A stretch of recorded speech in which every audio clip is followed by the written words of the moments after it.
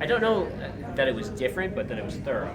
It was step by step. I mean, that's the way mathematical proofs are done properly. And it's not necessarily you were deriving things that had been calculated, but you were proving to yourselves that what you were calculating made sense. To be honest, I didn't check the math precisely to prove that you're correct, but I followed the proof, and it definitely seemed like everything made sense to me. So, barring any typos and miscalculations or anything like that, I think it makes sense. And again, the thing that stood out to me with the entry was just the uniqueness. Like I'd never heard of that idea before, so that was one of the reasons why I liked it so much.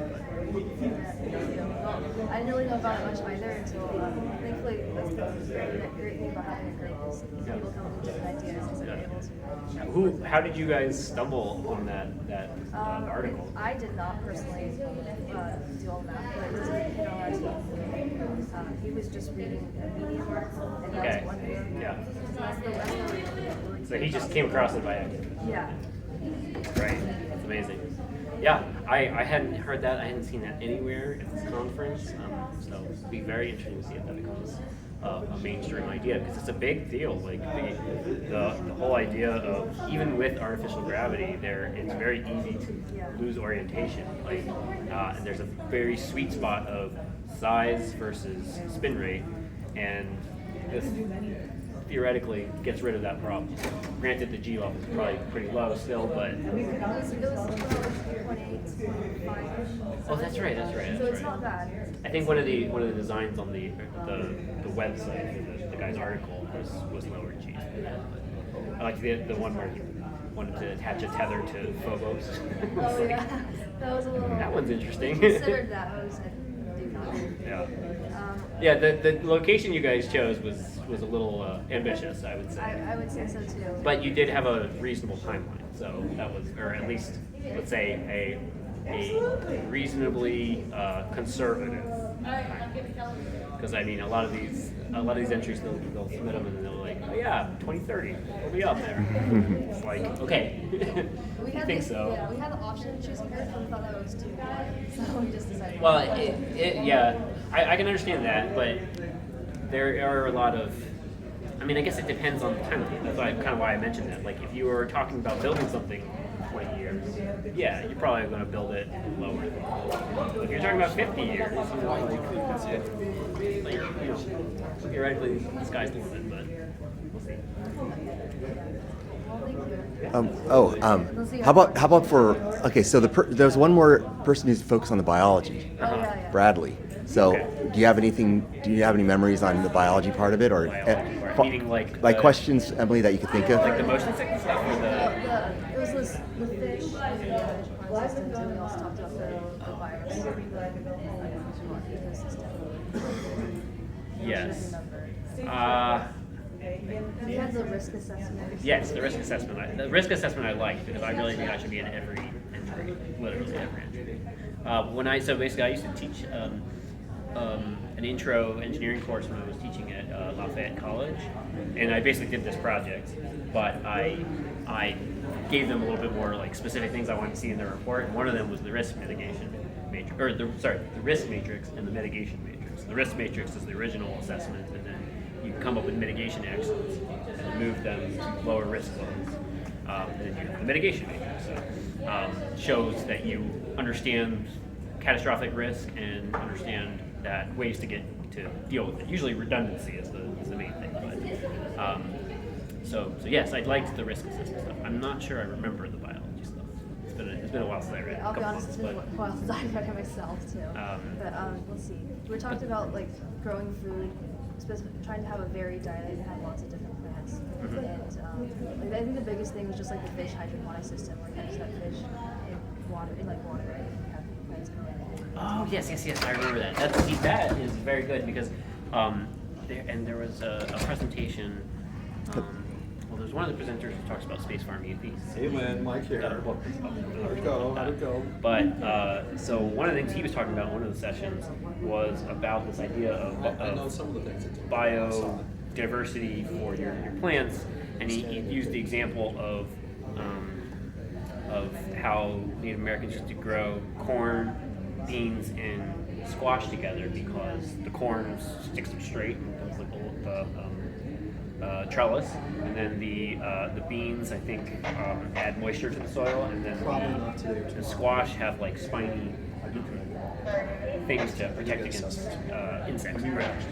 So like they figured that out, and they figured out that those are complementary systems, and there's a lot of situations where if you're setting let's say you're setting the temperature to try to grow some sort of plants, and you need some certain humidity level to do it. The species is going to be different. Then maybe that causes a condition in the next room, like if you have a pump that's to like create the pressure in this room, and you have another room that is now like being lowered in pressure or lowered in temperature because of that. Maybe that's a nice place to do something else, like grow mushrooms or something like that. So this idea of synergy and being able to like make components or designs that are not with a single purpose in mind, or complementary at least. So yeah, I think that is good. So I guess the plants and the fish accomplishes that. I remember that. Yeah. Oh yeah, and another thing, at the end we had like I had a section where I wrote it in like second person. Okay. And it was like walking you through like the person's life on the space station. What did you think about that? Oh, that's good. I mean, that is in the that's in the original tradition of Gerard O'Neill. So again, I recommend reading High Frontier. Again, it's very dated. It's 1978. He said we would all be in space by 90s. So obviously that's not true. But again, everybody at this conference cites him because he was the one who basically came up with this idea of free-floating orbital settlements. Basically because he did this exercise in his physics class, and the students just came up with it. Like they realized that terrestrial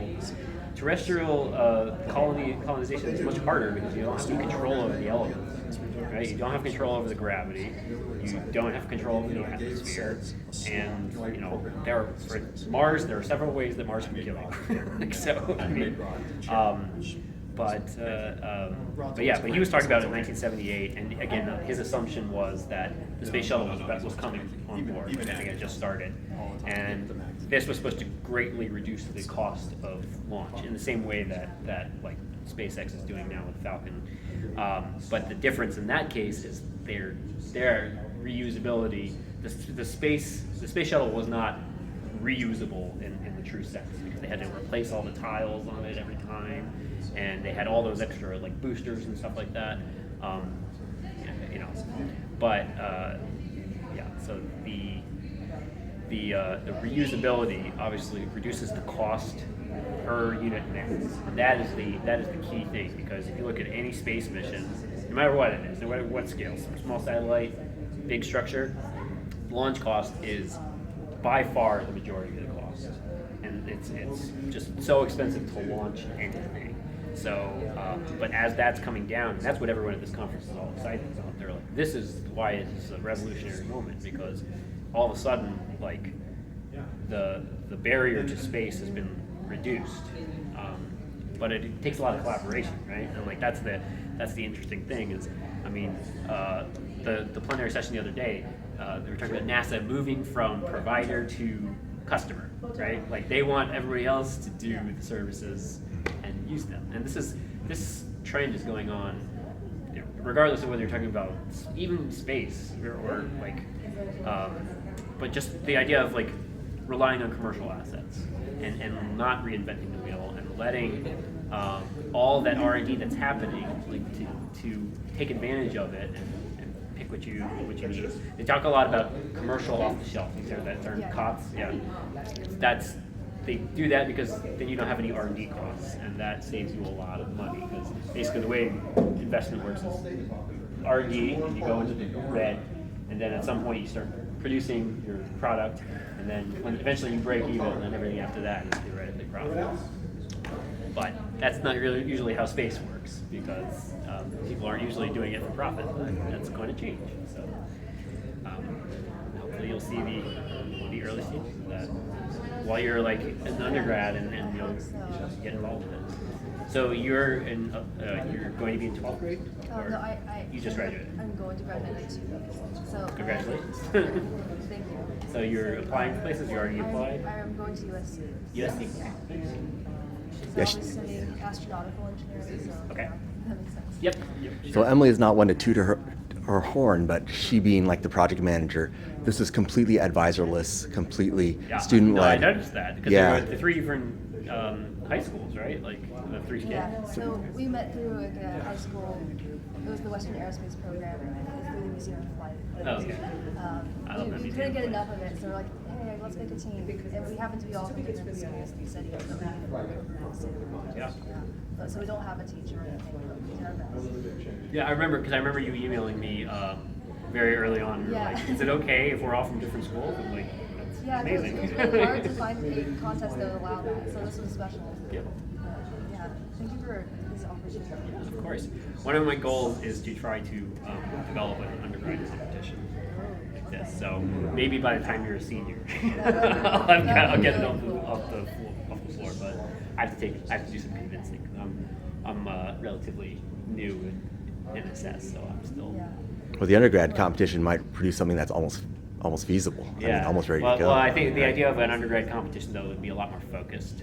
I also would probably have to recruit a lot more expert judges, so that would be a challenge. So there are lots of challenges for me to start this up, not just bureaucratic challenges. Well, if you ever do that, I definitely. I'll let you know. I'll definitely. I'm trying to also work on increasing the presence, the visibility of the contest, because we did not have a lot of entries from the U.S.